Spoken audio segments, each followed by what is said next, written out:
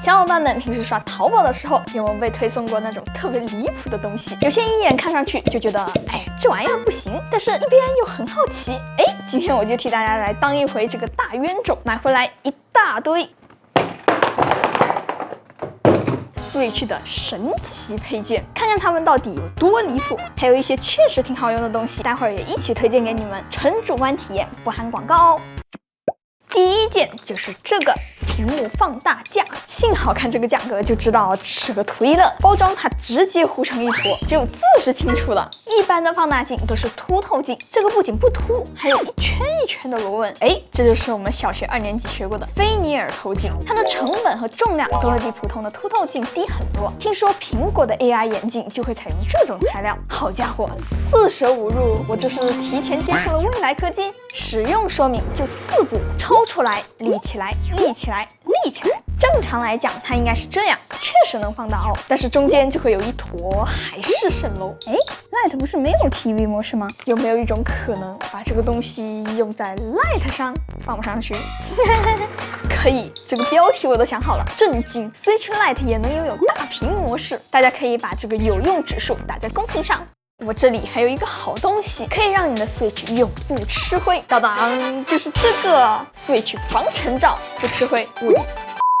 哎，今天最有技术含量的东西 ，Switch Lite 震动手柄。因为 Lite 被阉割了，本身是没有震动的嘛，这个手柄就能让你的 Lite 重振雄风。它甚至还有个卡扣，你看它这个是要插耳机孔的，插上去之后呢 ，Switch 会显示已插入耳机。也就是说，现在我的 Switch 不能直接出声了，想调节音量的话，要打开之后以这个。那我现在调 Switch 的音量会发生什么呢？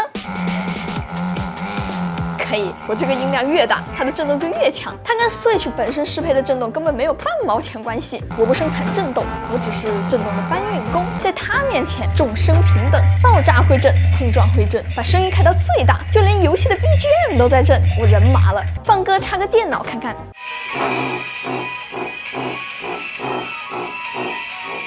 你觉得这个手柄能打几分呢？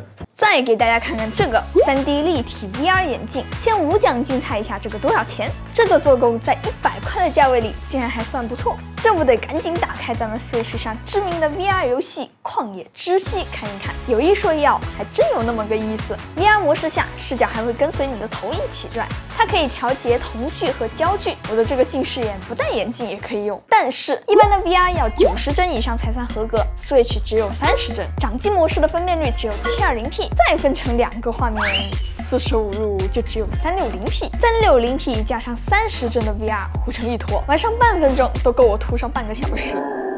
而且 Switch 上支持 VR 的游戏屈指可数，《旷野之息》、《奥德赛》、《奇诺比奥队长》和 Labo VR。虽然这不是他的错，但是我还是要说，快逃！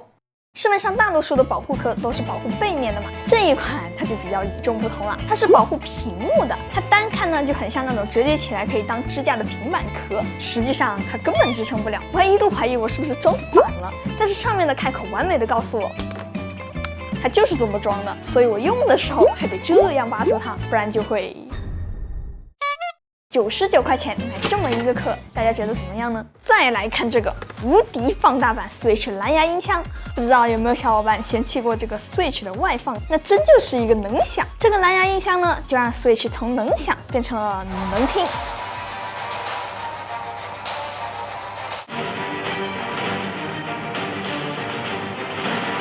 但是呢，因为 Switch 现在本来就支持蓝牙了，再特意买一个 Switch 专用的蓝牙音箱，好像意义不大。估计厂商也发现了这一点，于是它就变成了一个音箱加底座加充电宝。感觉体积上没有任何融合的要素，而是直接拼接起来了。你可以这样用，可以这样用，还可以这样用。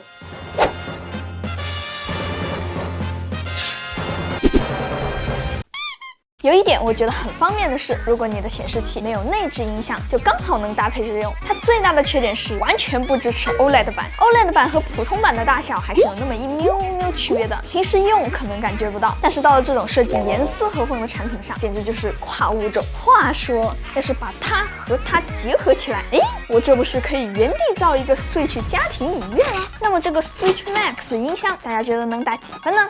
最后一个背夹电池，玩过 PSP 的小伙伴应该都买过背挂电池吧？小小的一块贴在后面 ，PSP 直接多了一条命。我这个呢有10000毫安，理论上可以给 Switch 充2次，装上去就可以边充边玩。哎，打住，10000毫安的电池，重量直接起飞。和那个音像一样，它也是不支持 OLED， 但 Lite 是可以用的。就是这个手感属实有点特别哦。它的背面还有一个支架，也就是说你可以这样玩。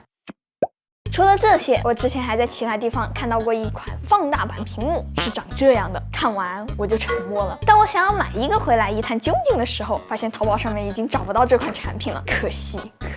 其实呢，Switch这堆琳琅满目的配件里，也不是说没有好用的。说几个我自己用了之后觉得还不错的，比如说这个分体式硬壳，除了保护以外，它的手柄下半部分还会多出来一个凸起，这样把手柄拆下来当单个使用的时候，握起来就会好很多。原本的 Joy-Con 搓起来的时候，总觉得小拇指滑滑的不太顺手。有了这个凸起之后呢，小拇指就有了一个受力点，拿在手里也会更舒服一点。既然说到了 Joy-Con， 有时候我真的特别嫌弃它的手感，之前甚至会这样玩。后来我就发现了这样的分体式手柄，直接插上就能用，手感类似于 Xbox 手柄。它有背键，有连发。ADXY 是机械微动按键，按下去有点像是鼠标，还能调节震动强度。睡前躺下搓一把掌机的体验简直无敌。不过它的缺点也很明显，没有蓝牙和自带电池，必须要装在上面才可以用，基本上就是一个掌机限定的玩意儿。它的体积又有点大，带出门也不太方便，经常在家用掌机模式的小伙伴可以考虑一下。还有这个氮化镓转接器，对于没有显示器，大部分时候当掌机用的小伙伴来说，可能用处不大。但是如果你经常用 TV 模式，这个东西真的非常方便，直接替代一大坨的底座和充电器。缺点就是可能有一点点贵，也有稍微折中一点的选项，比如说像这样子的转接头 ，Switch 可以用，普通的手机、电脑也可以用，甚至在不支持协议或者是功率不够的情况下，它也能强制 Switch 输出 HDMI， 但是这样就没有办法充电了。建议大伙儿还是老老实实的用 PD45瓦的充电头吧。不知道小伙伴们还有没有其他好用的宝藏配件呢？可以在评论区里面告诉我呀。掐指一算 ，Switch 也已经服役5年了。对任天堂，我只有那么一句话：你什么时候出 Pro？